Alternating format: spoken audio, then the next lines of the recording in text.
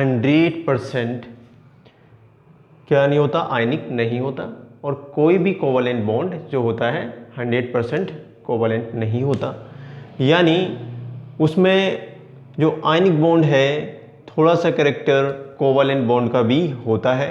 तो इस बात को बताने के लिए फैज़ान ने कुछ रूल बनाए, तो फैज़ान्स के रूल्स हम पढ़ेंगे, लेकिन उससे पहले हम ये पोलराइजेबिलिटी टर्म्स को क्लियर कर लेंगे और हम change of the ionic character, जो आयनिक बॉन्ड का कैरेक्टर है वो थोड़ा सा कन्वर्ट हो जाता है कोवलेंट कैरेक्टर में, इस बात को भी हमने समझना है।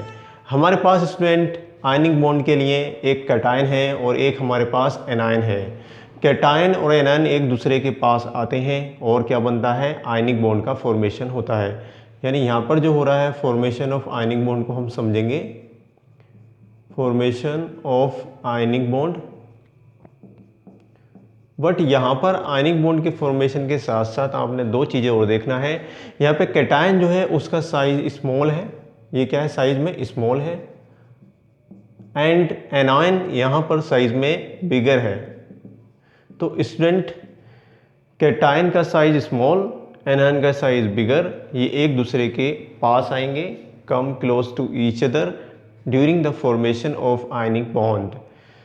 एनायन के जो बैलेंस इलेक्ट्रॉन हैं वो कैटायन के साथ आएंगे और क्या करेंगे, वो एक दूसरे के साथ इस तरह से बॉन्ड का फॉर्मेशन करेंगे। यानी यहाँ पर जो है आप देख रहे हैं ये एक थोड़ा सा कैरेक्टर आ जाता है जिसे मैं कोवलेंट बोलूँगा। लेकिन ये बॉन्ड जो बनना है आपको पता है पॉजिटिव और नेगेटिव के बीच में बॉन्ड का फॉर्मेशन हो रहा है। एक्चुअल में ये आयनिक बॉन्ड था, लेकिन यहाँ पे ये पोलराइजेबिलिटी हो गई। देखेंगे इसका जो शेप है वो डिस्टोर्टेड हो गया है, इसका शेप थोड़ा सा ख़राब हो गया है। यहाँ पूरा एकदम राउंड शेप में था, यहाँ पे देखेंगे आप डिस्टोर्टेड हो गया है।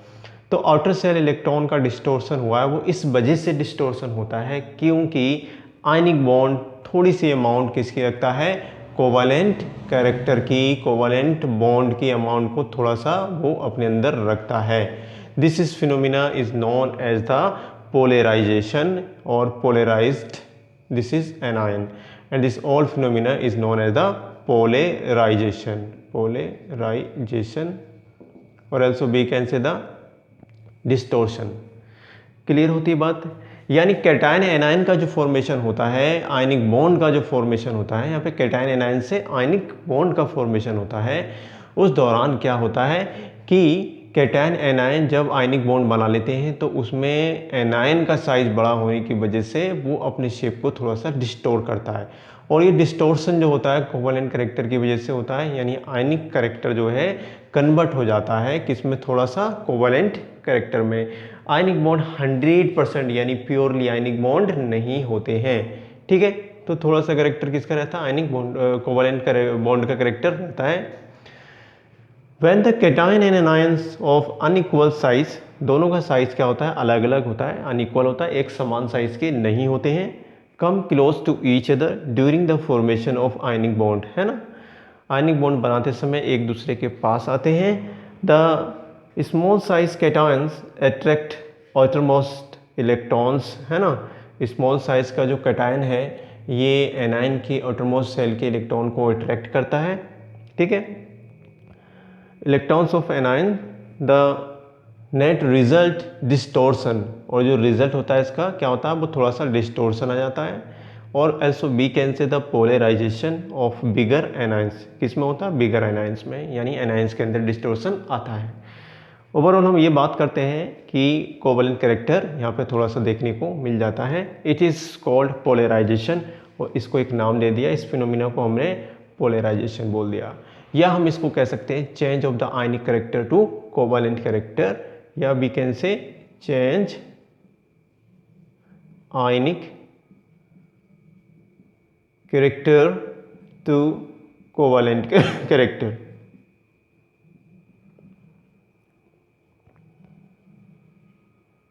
Okay student, now this all the phenomena discussed in the form of laws, कुछ laws बनाए और उस साइंटिस्ट का नाम था फैजान्स। सो हम इस covalent character of ionic bond को एक अलग फॉर्म में भी हम समझते हैं जिसे हम कहते हैं फैजान रूल्स। तो partial covalent character of ionic bond discussed by the Faison in the terms of the rule, और रूल्स उसने दिए कि ऐसा क्यों होता है और कब होगा। तो हम इसको फैजान रूल के नाम से भी समझते हैं या जानते हैं, ठीक है। तो हम फैजान रूल फैजान ने इसके लिए कौन कौन से रूल्स दिए उसको समझते हैं। पहले आप इसको नोट डाउन कर लीजिए।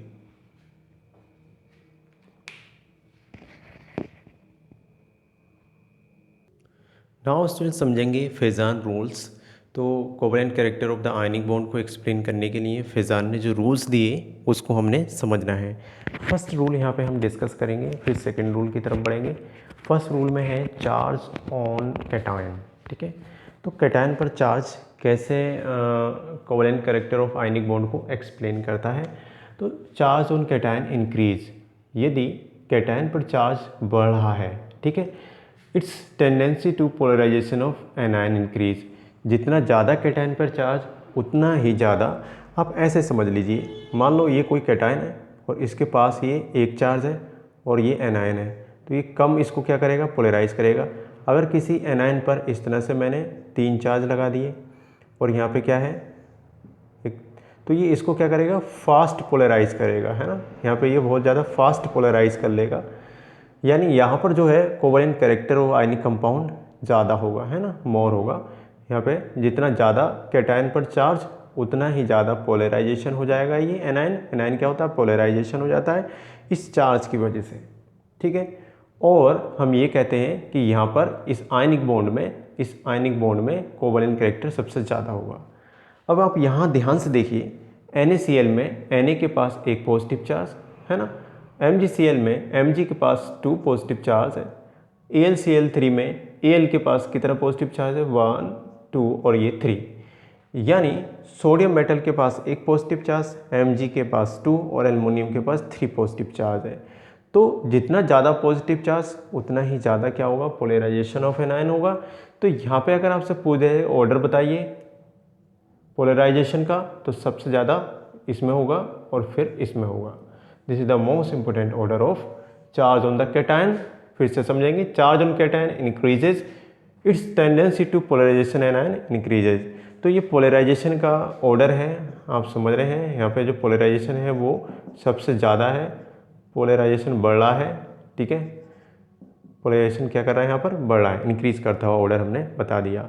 तो NaCl में क्या होगा, बहुत कम कोवेलेंट कैरेक्टर होगा और यहाँ पे सबसे ज़्यादा मोर कोवेलेंट कैरेक्टर होगा आयनिक बॉन्ड के अंदर, ठीक हो गई बात। अब हम समझते हैं next, size of cation. Cation का साइज से कैसे इफेक्ट करता है। तो polarization of anion increase, anion का पोलराइजेशन होता है, आपको ये पता है। साइज ऑफ कैटायन डिक्रीज, यदि जो कैटायन है उसका साइज छोटा होगा, तो जितना छोटा साइज़ का होगा, जैसे कोई इतना छोटे साइज़ का है और ये बड़ा साइज़ का है, यानी ये पॉजिटिव और ये नेगेटिव, तो यहाँ पे और कोई ऐसे साइज़ का दे दूँ मैं आपको, बड़ा साइज़ और ये बड़ा साइज़, ये पॉजिटिव वाला और ये नेगेटिव वाला, तो यहाँ पे क्या होगा, मोर पोलराइजेशन और यहाँ पे लेस पोलराइजेशन। आ रही बात समझ में। तो जितना छोटे साइज़ का होता है वो इसको जल्दी से क्या करता है, पोलराइज करता है। अब हमने यहाँ पे देखा कि BeCl2 यानी अल्कली मेटल और ये हैलाइड्स हैं, क्लोराइड दिए हुए हैं सब हमें। सबसे छोटा साइज़ अगर आप ऊपर से नीचे चलते हैं, है ना, तो ये सबसे ऊपर आता है। फिर मैग्नीशियम, कैल्शियम, स्ट्रोंशियम यानी बेरियम का साइज़ बहुत बड़ा होता है, यानी इस बेरिलियम का साइज़ छोटा है और यहाँ पे आते आते साइज़ क्या हो जाता है, बढ़ जाता है, बेरिलियम तक बहुत बड़ा साइज़ हो जाता है, ठीक है। किसका, कैटायन का साइज़। एनायन का साइज़ तो देखो आपको पता ही है कि एक ही बराबर रहेगा, अगर मान लो इतना बड़ा है तो ये इतना बड़ा ही रहेगा एनायन का साइज़। तो एनायन के साइज़ तो फिक्स है, लेकिन यहाँ पे कैटायन का जो साइज़ है वो क्या कर रहा है, बढ़ जा रहा है। यहाँ पे बेरिलियम का साइज़ बहुत ज़्यादा बढ़ गया है। हम बात करेंगे कि पोलराइजेशन ऑफ एनायन जब बढ़ेगा तब साइज़ ऑफ कैटायन कम होना चाहिए, यानी साइज़ ऑफ कैटायन क्या है, सबसे कम यहाँ पर हो रहा है। तो जितना छोटा, यानी सबसे ज़्यादा पोलराइजेशन ये करेगा, उसके बाद ये करेगा, उसके बाद ये करेगा और उसके बाद ये करेगा। This is the order of, ठीक है। तो ये ऑर्डर है पोलराइजेशन का। यानी अगर हम बात करें तो BeCl2 में आयनिक बॉन्ड के दौरान जो कोवेलेंट कैरेक्टर ज़्यादा होना चाहिए और इसमें कम होना चाहिए, क्योंकि इसका साइज़ क्या है, बड़ा है। आपको बड़ा पता है कि बड़ा साइज़ होने पर तो इंटरन्यूक्लियर डिस्टेंस भी बढ़ जाती है ना, जितना बड़ा साइज़ होगा इंटरन्यूक्लियर डिस्टेंस बढ़ जाएगी, है ना, और यहाँ से पोलराइजेशन इफेक्ट थोड़ा सा कम हो जाता है। छोटे साइज़ का दोनों पास होते हैं, इंटरन्यूक्लियर डिस्टेंस भी कम होती है, जिससे कि छोटे साइज़ में पोलराइजेशन ज़्यादा होता है। ठीक है, तो ये 2 रूल्स थे फेजान के, अभी हम और डिस्कस करेंगे, इसको पहले आप नोट डाउन कर लीजिए।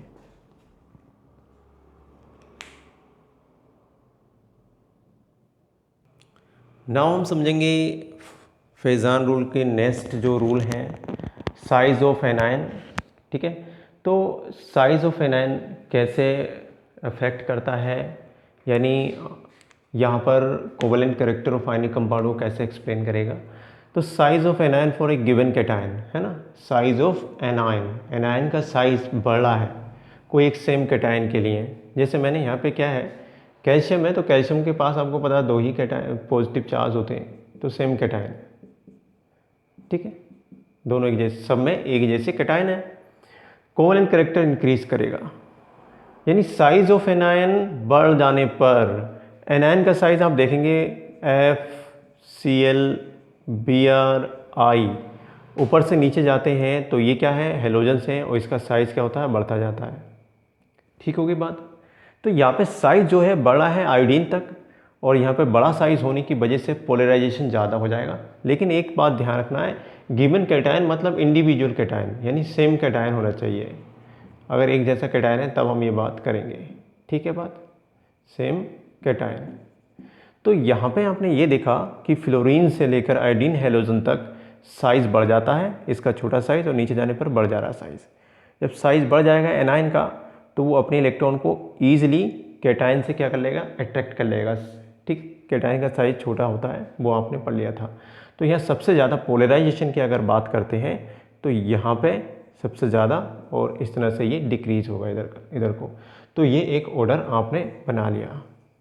इसी तरह से स्टूडेंट अगर हम बात करते हैं एल्युमिनियम में, तो एल्युमिनियम एक जैसी मेटल है।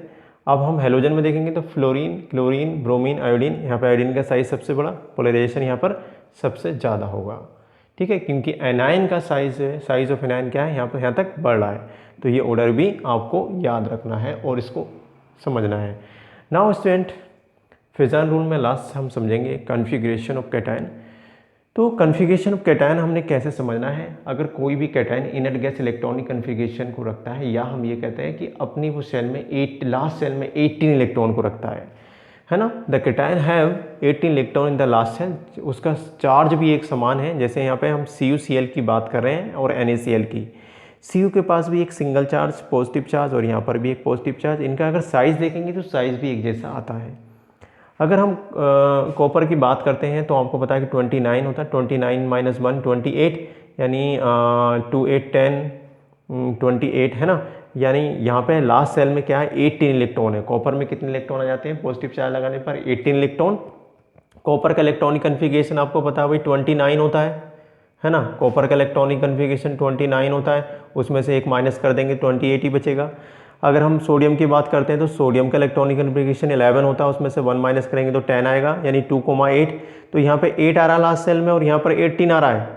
अगर 18 आ जा रहा है तो हम समझ लेंगे कि वो लास्ट सेल में कैटायन जो है ईजिली कोवेलेंट कैरेक्टर को रखेगा, यानी सबसे ज़्यादा कोवेलेंट कैरेक्टर CuCl में होगा, और NaCl में क्या होगा, कम कोवेलेंट कैरेक्टर होगा।